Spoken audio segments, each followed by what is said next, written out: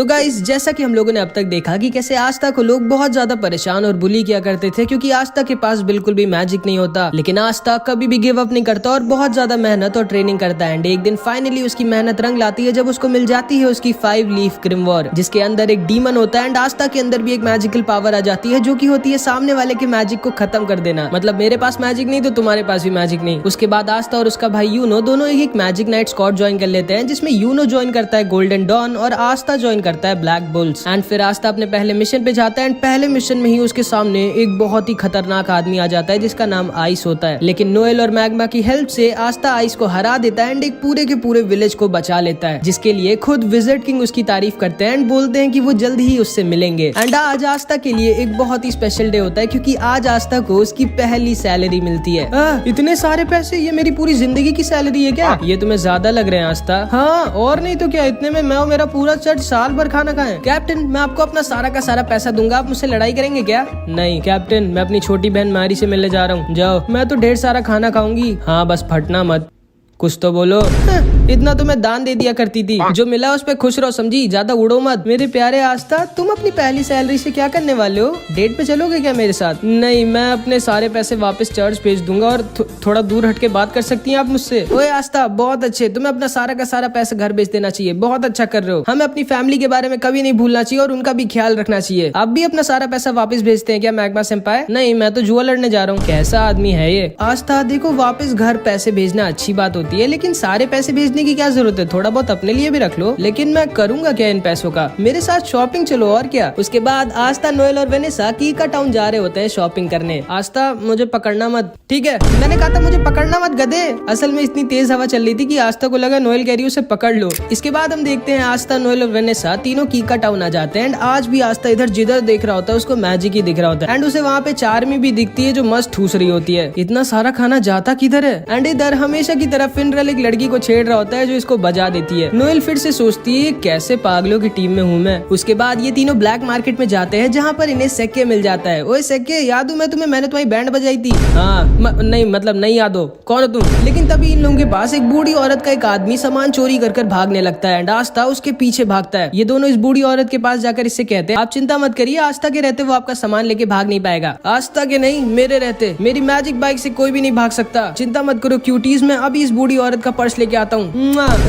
कौन लड़का है ये? एंड सेक्के भी उस चोर के पीछे अपनी बाइक से भागता है। इधर हम देखते हैं आस्था इस चोर का पीछा कर रहा होता है एंड ये चोर बोलता है तुम कभी भी मुझे नहीं पकड़ सकते बच्चे, जब तक मैं अपने मैजिक क्लाउड पे हूँ। एंड तभी आस्था अपनी तलवार निकालकर इस चोर की क्लाउड की तरफ फेंक देता है एंड उसके मैजिक क्लाउड को बीच से काट देता है। एंड ये आदमी नीचे गिरने वाला होता है, नीचे से सेक्के उसको अपनी बाइक से ठोक देता है। आस्था को सेक्के की बाइक बहुत कूल लगती है एंड सेक्के बोलता है मैंने तुम्हें पकड़ लिया चोर, अब तुम भाग नहीं सकते। लेकिन तभी ये चोर सेक्के के पैर पे एक पॉइजन वाला चाकू मार देता है एंड सेक्के वहीं पर गिर जाता है। सेक्के, तुम ठीक तो? हाँ आस्था, मेरे जाने का टाइम आ गया है, माफ करना, मैंने तुम्हें एंट्रेंस एग्जाम में धोखा दिया था। चुप रहे भाई, मैं कभी भी तुमसे गुस्सा नहीं था, तुम अभी भी मेरे दोस्त हो सेक्के। थैंक यू आस्था, लेकिन अब मुझे जाना होगा। क्या नाटक कर रहे हो, ये बस खुजली वाला पॉइजन है, लो अब ठीक हो जाओगे तुम। एंड इसके बाद सेक्के उस चोर को लेके अपने साथ वहाँ से चला जाता है। उसके बाद आस्था इस बूढ़ी औरत को उसका पर्स वापस कर देता है। अपना ध्यान रखिएगा दादी माँ। एंड आस्था, नोएल और वेनेसा इस बूढ़ी औरत को उसका सामान देकर वापस चले जाते हैं। एंड अभी ये बूढ़ी औरत अपना असली चेहरा दिखाती है, एक स्वॉर्ड जो कि सारे मैजिक को खत्म कर देती है। यामी की टीम में तो एक बहुत ही कमाल का मेंबर आया इस बार एंड ये आदमी कोई और नहीं बल्कि असलियत में विज़र्ड किंग होता है। एंड इसने जैसा कहा होता है कि ये आस्था से मिलने आएगा, ये इसीलिए आस्था से मिलने आया होता है। सर आप फाइनली मिल गए मुझे, कहाँ हैं आप? अरे मैं तो बस ऐसे ही अपने किंगडम में घूम रहा हूँ मार्क्स, कम से कम बता कर तो जाया करिए सर, आप ऐसे नहीं गायब हो सकते, आप इस किंगडम के किंग है। ठीक है मार्क्स, मैं बस आ रहा हूँ वापस। लेकिन तभी विज़र्ड किंग को यूनो हवा में उड़ता हुआ दिख जाता है। मार्क्स, मुझे थोड़ा सा और टाइम चाहिए। ठीक है सर, जल्दी वापस आइएगा। एंड विज़र्ड किंग यूनो की तरफ निकल जाते हैं। इधर हम देखते हैं यूनो, क्लॉस और उसकी एक टीममेट मिमोसा को मिशन मिला होता है सलीम का बॉडीगार्ड बनने का, जिसको यूनो ने एंट्रेंस एग्जाम में हराया था। हमेशा की तरह क्लॉस यूनो को देखकर मुंह बना रहा होता है। तभी सलीम कहता है वैसे यूनो मानना तो पड़ेगा, तुम भले ही एक नोबल फैमिली के नहीं हो लेकिन तुम फिर भी बहुत ज्यादा स्ट्रॉन्ग हो और तुम्हारे पास एक 4 लीफ ग्रिमवॉर भी है। मे बी शायद तुम सच में फ्यूचर में विज़र्ड किंग बन जाओगे। फिर मैं अपने बच्चों से कहूंगा कहूंगा मैंने बचपन में विजिट किंग के साथ लड़ाई की थी एंड वो एक दिन के लिए मेरा बॉडीगार्ड भी बने थे। वैसे तुम्हें कोई दिक्कत तो नहीं है ना मेरा बॉडीगार्ड बनने में? असल में मेरी जान के पीछे कुछ बहुत ही ज्यादा स्ट्रॉन्ग लोग पड़े हैं, इसीलिए मैंने तुम्हें एज अ बॉडीगार्ड चुना था। नहीं नहीं कोई दिक्कत नहीं है, बस दोबारा मुझे अपना बॉडीगार्ड मत चुनना। तभी मिमोसा बोलती है क्लॉस सेनपाई वो बादल थोड़े से अजीब नहीं है? हाँ मैं ऊपर देख कर आता हूँ। नहीं यूनो अकेले मत जाना, ये मेरा ऑर्डर है। लेकिन यूनो इसकी बात कभी सुनता ही नहीं है एंड यूनो ऊपर उन बादलों को देखने के लिए निकल जाता है, लेकिन तभी उसके ऊपर कुछ मैजिशियंस अटैक कर देते हैं। यूनो नीचे गिर जाता है, लेकिन तभी वो अपने विंड ईगल मैजिक से उन सबको हरा देता है एंड वो सब वहाँ से भाग जाते हैं। सलीम यूनो के पास आता है और उसे थैंक यू बोलता है उसको बचाने के लिए। उसके बाद वो उससे कहता है चलो ना यूनो तुम्हारे विलेज चलते हैं जहाँ पर तुम रहते थे, मुझे देखना है कि तुम्हारे जैसा स्ट्रॉन्ग लड़का कहाँ पर पला बड़ा हुआ है। पर सर ये हमारे मिशन में नहीं और फालतू में आपको अपना टाइम वेस्ट क्यों करना है? नहीं नहीं क्लॉस मेरे पास बहुत टाइम है, चलो हम लोग चलते हैं, मेरा मन है यूनो का होम टाउन देखने का। एंड फिर यूनो क्लॉस मिमोसा और सलीम यूनो के चर्च पे ऐसे ही घूमने आ जाते हैं। यूनो को देखकर सिस्टर लिली, फादर और सारे बच्चे बहुत खुश हो जाते हैं। आस्था नहीं आया क्या? नहीं वो बाद में आएगा कभी। इसके बाद ये सारे लोग यूनो के चर्च के अंदर बैठकर खाना खा रहे होते हैं एंड सिस्टर लिली बाहर जाती है वेल से सबके लिए पानी लेने, बट जब वो वापस आ रही होती है तभी उसको कुछ लोग किडनैप कर लेते हैं। यूनो को सिस्टर लिली के चिल्लाने की आवाज आती है एंड वो भागते हुए बाहर जाता है तो देखता है जिन लोगों ने यूनो पर पहले अटैक किया था वही सिस्टर लिली को किडनैप कर ले गए। सलीम बोलता है ये सब मेरी वजह से हुआ है, मुझे यहाँ आना ही नहीं चाहिए था, वो लोग मेरे पीछे पड़े थे एंड मेरी वजह से अब तुम्हारी फैमिली दिक्कत में है यूनो। ये दोनों यूनो का पैर पकड़कर रोने लगते हैं कि प्लीज सिस्टर लिली को बचा लो यूनो। एंड फादर भी तैयार हो जाते हैं सिस्टर लिली को बचाने जाने के लिए, लेकिन यूनो फादर से बोलता है नहीं आप यहीं पर रहिए और सबका ख्याल रखिए, मैं सिस्टर लिली को वापस लेकर आता हूँ। लेकिन तभी क्लॉस बोलता है नहीं तुम कहीं नहीं जाओगे यूनो, भूलो मत हमारा मिशन तुम्हारी सिस्टर लिली की नहीं बल्कि सलीम की प्रोटेक्शन करना है एंड यहाँ की लोकल पुलिस तुम्हारे सिस्टर लिली को बचा लेगी, चिंता मत करो। अब आओ बैठो मेरे साथ, हम लोग वापस जा रहे हैं। मैक्स बोलता है पागल हो क्या तुम, यूनो हमारी सिस्टर लिली को ऐसे ही छोड़ के नहीं जा सकता। क्लॉस बोलता है ये मेरा ऑर्डर है यूनो, जल्दी आके बैठो, हम जा रहे हैं यहाँ से। लेकिन यूनो तो स्टार्टिंग से इसकी बात नहीं सुनता एंड यूनो इसको इग्नोर कर वहाँ से निकल जाता है सिस्टर लिली को बचाने। यूनो के सामने 3 स्ट्रॉन्ग मैजिशियंस आते हैं एंड यूनो आसानी से इन सबको हरा देता है, लेकिन चौथे वाले ने सिस्टर लिली को एज अ हॉस्टेज लिया होता है एंड इसीलिए यूनो इसके ऊपर अटैक नहीं कर सकता था। ये यूनो से कहता है चुपचाप मेरे को अपनी ग्रिमवॉर दे दो बच्चे, अगर तुम अपनी सिस्टर लिली की सलामती चाहते हो। एंड यूनो के पास कोई भी ऑप्शन नहीं होता, वो सिस्टर लिली को बचाने के लिए अपनी ग्रिमवॉर इसको देने वाला होता है, लेकिन तभी चुपके से क्लॉस पीछे से अपने मैजिक से इस आदमी के ऊपर अटैक कर उसको बेहोश कर देता है। यूनो क्लॉस से कहता है आप यहाँ क्या कर रहे हो? कुछ नहीं, बस इतनी बेइज्जती करवाने के बाद भी बेशर्मों की तरह तुम्हारी मदद करने आया हूँ मैं, और क्या। आखिर तुम कभी मेरा ऑर्डर क्यों नहीं मानते हो यार? यूनो इससे पूछता है कि आखिर इन लोगों ने सिस्टर लिली को क्यों किडनैप किया, जिसपे क्लॉस बोलता है मुझे पहले से ही सलीम पे शक था, वो एक नोबल होने के बाद भी इतने छोटे से विलेज में आकर तुम्हारे चर्च पर खाना क्यों खाएगा। कहना क्या चाहते हो आप? यही कि ये सारे के सारे सलीम के पीछे नहीं पड़े बल्कि ये सब सलीम के आदमी है एंड ये सारे लोग सलीम के पीछे नहीं बल्कि तुम्हारे पीछे पड़े थे ताकि ये तुम्हारी ग्रिमवॉर तुमसे ले सके। एंड फिर मिमोसा अपने मैजिक से सलीम के मुंह से उसका सारा का सारा सच बाहर निकलवा लेती है। सलीम बोलता है ये सब मैंने यूनो से बदला लेने के लिए किया था, मैं उससे उसकी ग्रिमवॉर छीन लूंगा क्योंकि उसकी वजह से मैं एंट्रेंस एग्जाम में फेल हो गया था और इसीलिए मैंने यूनो को अपना गार्ड चुना था ताकि मैं उसके ऊपर अटैक करवाकर उसकी ग्रिमवॉर उससे छीन सकूं। मैं तुम्हें छोड़ूंगा नहीं यूनो।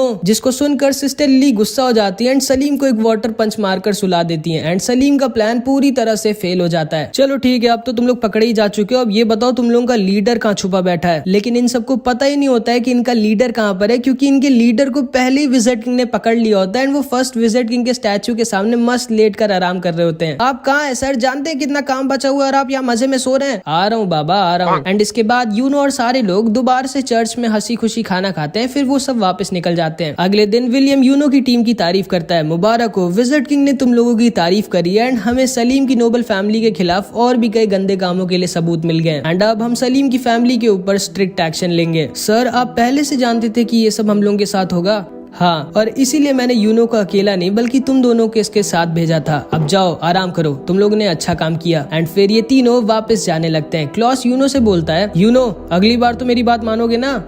हाँ मुझे पता है तुम झूठ बोल रहे हो, आखिर ऐसा क्यों करते हो तुम? एंड यूनो उसे इग्नोर कर रहा होता है, जिसको सुनकर मिमोसा हंसने लगती है। एंड इधर हम देखते हैं मैग्मा दोबारा से जुए में सब कुछ हार जाता है, अपने कपड़े तक हार जाता है एंड चार्मी हमेशा की तरह ठूस रही होती है। एंड इधर दूसरी तरफ अचानक से एक बहुत बड़ा डंजन क्लोवर किंगडम और डायमंड किंगडम के बीच में ओपन हो जाता है। जिसको नहीं पता है मैं बता दूं, डंजन मतलब एक सीक्रेट टनल टाइप का होता है जिसके अंदर लोग खजाना यानी कि ट्रेजर छुपा कर रखते हैं एंड अंदर बहुत सारे ट्रैप्स भी होते हैं, इसलिए थोड़ा डेंजरस भी होता है। मार्क्स विजिट किंग से कहता है, सर मुझे आपको कुछ बताना है। मुझे पता है मार्क्स उस डंजन के बारे में और मुझे ये भी पता है कि हमें किसको उस मिशन पर भेजना चाहिए। एंड इसके बाद हम देखते हैं ये सारे के सारे ब्लैक बुल्स के मेंबर आस्था की चिड़िया का नाम डिसाइड कर रहे होते हैं। मैं इसका नाम रखता हूँ मैग्ना फायर। बिल्कुल नहीं, बहुत ही गंदा नाम है। इसका नाम होगा जॉन स्नो। नहीं, ये चिड़िया है, कोई राजा थोड़ी ना है। इसका नाम रख देते हैं दारू। दारू कैसा रहेगा? आखिर इसका नाम रखने की जरूरत क्या है? ये मेरे को दे दो ना, मुझे बहुत टेस्टी लग रही है। मैं पहले ही डिसाइड कर चुका हूँ इसका नाम क्या होगा। इसका नाम होगा रेड ब्लैक चिड़िया। एंड तभी आस्था की चिड़िया उसको मारने लगती है कि नहीं, ये नाम तो बिल्कुल नहीं रखना है मुझे। लेकिन फिर लक बोलता है क्यों ना हम लोग इसका नाम मैरो रख दें। एंड इस चिड़िया को भी ये नाम पसंद आता है एंड इस चिड़िया का नाम मैरो पड़ जाता है। तभी वहाँ पर फिनरल के साथ यामी आ जाता है और सारे लोग यामी को देखकर बहुत खुश हो जाते हैं। यामी सबको बताता है हमारे किंगडम में एक नया डंजन मिला है। क्या?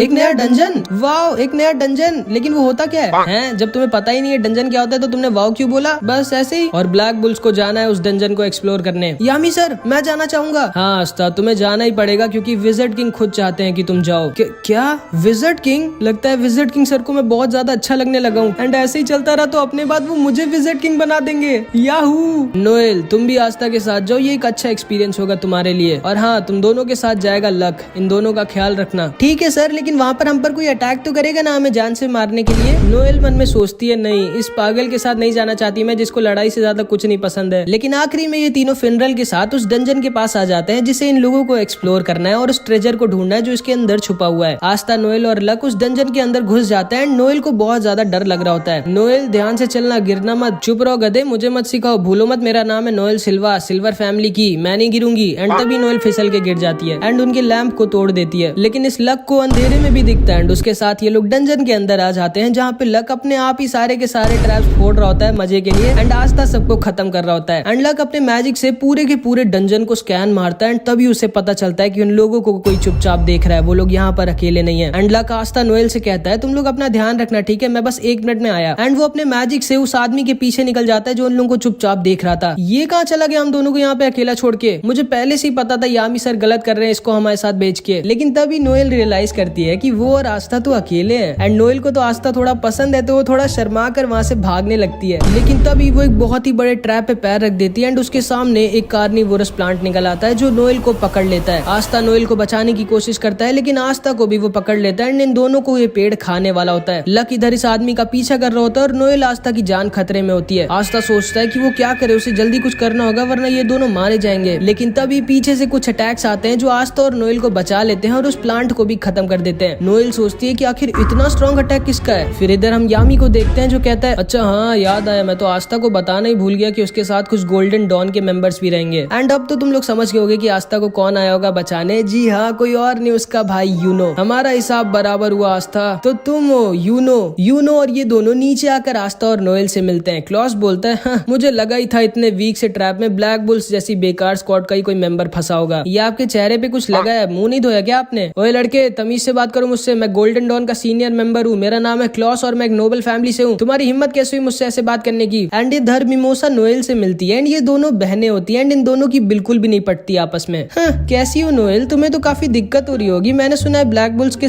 सारे मेंबर थोड़े पागल हैं। हाँ, मैं तो बिल्कुल ठीक हूँ, तुम कैसी हो? क्योंकि मैंने सुना है गोल्डन डॉन में सबके सब बहुत स्ट्रॉन्ग है और तुम तो सबके लिए एक बोझ बन गई होगी क्योंकि तुम इतनी वीक हो। नहीं, मेरा मैजिक तो बहुत इंपॉर्टेंट और यूजफुल है गोल्डन डॉन के लिए। विलियम सर ने खुद मुझसे कहा था। तुम्हारा क्या हाल है? निशाना ठीक हुआ तुम्हारा? हाँ, अब ठीक हो गया है। एंड ये दोनों ऐसे एक दूसरे को ताना मार रही होती है और आस्था और क्लॉस आपस में लड़ रहे होते हैं। अच्छा हाँ, याद आया, तुम्हारे साथ तो कोई एक और भी होना चाहिए था ना, कहाँ है वो? कहीं डर के भाग तो नहीं गया तुम लोगों को अकेला छोड़ के? जिसपे आस्था और नोएल कुछ नहीं बोल सकते थे क्योंकि उन्हें खुद ही नहीं पता है कि लक कहाँ पर गया है। एंड इधर लक इस आदमी का पीछा कर रहा होता है जो बहुत तेज भाग रहा होता है।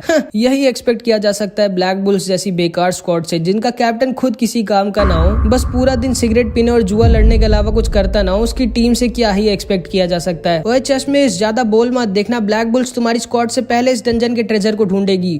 सपने में, पहले अपने टीममेट को तो ढूंढ लो, उसके बाद ट्रेजर को ढूंढना। चलो यूनो और मिमोसा। एंड फिर यूनो, मिमोसा और क्लॉस निकल जाते हैं ट्रेजर को ढूंढने। आस्था नोएल से कहता है जल्दी चलो, हम हार नहीं सकते इन सबसे। एंड ये दोनों भी निकल जाते हैं ट्रेजर को ढूंढने, लेकिन इन लोगों को बाहर जाने का रास्ता ही नहीं मिल रहा होता है। तभी मैरो उड़ती है और इन लोगों को बता देती है लो ये रास्ता है, चलो निकलो यहाँ से। एंड ये दोनों भी वहाँ से निकल जाते हैं। इधर हम देखते हैं विजिट किंग को एक सोल्जर बताता है है कि डायमंड किंगडम ने भी कुछ मैजिक नाइट्स को डंजन को एक्सप्लोर करने के लिए भेजा है, लेकिन क्यों? जब वो डंजन क्लोवर किंगडम में खुला है तो डायमंड किंगडम के लोग क्यों आए? सर, हमें जल्दी से कुछ करना चाहिए। चिंता मत करो मार्क्स, मैंने कुछ बहुत ही ज्यादा स्ट्रॉन्ग लोगों को उस डंजन में भेजा है, सब ठीक होगा। एंड विज़र्ड किंग ने बिल्कुल सही कहा होता है, क्योंकि लक ने इधर अकेले ही सारे के सारे डायमंड किंगडम के मैजिक नाइट्स को हरा दिया होता है एंड सिर्फ एक आदमी बचा होता है जिसका नाम लोटस होता है। तो मैं देख सकता हूँ तुम काफी स्ट्रांग हो बच्चे, तुमने तो अकेले ही मेरे सारे के सारे चेलों को हरा दिया। हाँ, लेकिन तुम्हारे चेले बहुत वीक थे, तुम तो स्ट्रांग हो ना, क्योंकि मैं अभी किसी स्ट्रांग आदमी से लड़ने के लिए मर रहा हूँ। हाँ, मैं स्ट्रांग तो हूँ, लेकिन मैं यहाँ से भाग रहा हूँ क्योंकि मेरा लड़ने का मन नहीं अभी। लेकिन तभी लक इसके ऊपर अटैक कर देता है एंड लोटस अपना मैजिक दिखाता है, जो कि होता है स्मोक मैजिक। तो तुम्हारे पास लाइटनिंग मैजिक है एंड तुम्हारी रोप से मुझे पता चल रहा है कि तुम ब्लैक बुल्स के मेंबर हो। मैं बता दूं कि मैं आज तक सिर्फ एक आदमी से ही फाइट में आ रहा हूँ, जो कि तुम्हारा कैप्टन यामी है। कोई बात नहीं, आज तुम दूसरी बार हारोगे, अब आओ लड़ो ना मुझसे। लेकिन तभी अचानक से लक को कुछ अजीब सा लगता है। लगता है मेरे पॉइजन ने असर दिखाना स्टार्ट कर दिया। असल में इस पूरे टाइम लोटस हवा में अपनी मैजिक से एक पॉइजन रिलीज कर रहा होता है, जिससे सामने वाले की स्पीड बहुत ज्यादा कम हो जाती है और सामने वाले को चक्कर भी आते हैं एंड उस मैजिक की वजह से लक को भी चक्कर आने लगते हैं एंड वो वहाँ पर गिर जाता है। अब तुम आराम करो बच्चे, मेरे पास बहुत काम है, मुझे अपने लीडर को भी ढूंढना है। एंड ये कह के लोटस वहाँ से जाने लगता है, लेकिन तभी लक दोबारा से इसके ऊपर अटैक कर देता है एंड इस बार वो पिछली बार से भी ज्यादा फास्ट होता है। कैसे? आखिर ये बच्चा अभी भी इतना तेज कैसे है? जिस पे लक बोलता है, मेरे पास लाइटनिंग मैजिक नहीं है, मैं खुद लाइटनिंग हूँ, और तुम बिजली को कितना भी स्लो कर लो आखिरी में वो रहेगी फास्ट ही। एंड तुम जा कर रहे हो, अभी तो हमारी लड़ाई शुरू भी नहीं हुई। एंड इधर हम देखते हैं क्लॉस, मिमोसा और यूनो उस डंजन के ट्रेजर गेट के पास पहुंच जाते हैं, जहाँ पे उस डंजन का ट्रेजर रखा है। लेकिन तभी अचानक से लोटस का लीडर मिमोसा को पीछे से इंजर्ड कर देता है। कौन हो तुम? सामने से हटो मेरे। इस लड़के का नाम मार्स होता है एंड ये डायमंड किंगडम का प्रिंस होता है एंड ये बहुत ही ज्यादा स्ट्रॉन्ग होता है, आइस से भी ज्यादा स्ट्रॉन्ग, एंड इसके पास डायमंड मैजिक होता है। मिमोसा अपने आप को हील करने लगती है। यूनो और क्लॉस साथ में से लड़ रहे होते हैं, लेकिन ये अकेला इन दोनों पर भारी पड़ रहा होता है। क्लॉस यूनो से बोलता है, यूनो जल्दी मिमोसा को लेकर यहाँ से निकलो, मैं इसको रोक कर रखता हूँ, लेकिन आप अकेले इसके सामने नहीं टिकोगे, ये बहुत स्ट्रॉन्ग है। मैं जानता हूँ इसके सामने मैं नहीं टिकूंगा, ना तो हम दोनों साथ में इसके सामने टिकेंगे, लेकिन अभी हमें मिमोसा को बचाना होगा। तुम जल्दी से मिमोसा को यहाँ से लेके निकलो और वापस बैकअप लेके आना। हम इस डंजन के ट्रेजर को डायमंड किंगडम के हाथ में नहीं लगने दे सकते। मैं एक डिकॉय की तरह इसको रोक कर रखता हूँ, तुम जल्दी जाओ और बैकअप लेके आना। लेकिन यूनो फिर से इसकी बात नहीं सुनता और कहता है, नहीं, हम लोग एक टीम बनकर आए थे और हम लोग जाएंगे भी एक टीम बनकर। लेकिन मैं बता दूं कि यूनो अभी इसको अकेला नहीं हरा सकता, क्योंकि ये बहुत ही ज्यादा स्ट्रॉन्ग है। एंड इधर हम देखते हैं कि इस आदमी ने धोखे से लक को पकड़ लिया होता है। ठीक है बच्चे, अब तुम्हारा मरने का टाइम आ गया है। एंड आस्था और नोएल भी इधर ट्रेजर को ढूंढ रहे होते हैं। एंड इसके बाद जो हुआ वो बहुत ही ज्यादा शॉकिंग था, जो कि हम अगले पार्ट में देखेंगे। इस पार्ट में इतना ही। आई होप कि तुमको ये वीडियो अच्छी लगी होगी। नेक्स्ट पार्ट में तब अपलोड करूंगा जब इस वीडियो पे 200 कमेंट्स आ जाएंगे, तो कुछ भी कमेंट जरूर से कर देना। और हाँ, 15 के सब्सक्राइबर होने की खुशी में मैं एक छोटा सा गिव अवे कर रहा हूँ, जिसमें तुम सब लोगों में से कोई एक जीत सकता है ये must see anime T shirt. And इसको जीतने के लिए तुम लोगों को कुछ नहीं करना है, बस मैंने अपने इंस्टाग्राम की लिंक को डिस्क्रिप्शन और कमेंट बॉक्स में दे दिया है। तुम लोगों को बस मुझे इंस्टाग्राम पे फॉलो करना है और मुझे कुछ भी मैसेज कर देना है, ठीक है। एंड ठीक 10 नवंबर को 12 बजे मैं लाइव पे एक विनर डिसाइड करूंगा एंड उसको मिलेगी ये एनिमे टी शर्ट। तो अगर तुम इंडिया से हो तो इस गिव अवे में पार्ट जरूर लेना। इस वीडियो में इतना ही, मिलते हैं अगली वीडियो में, बाय बाय।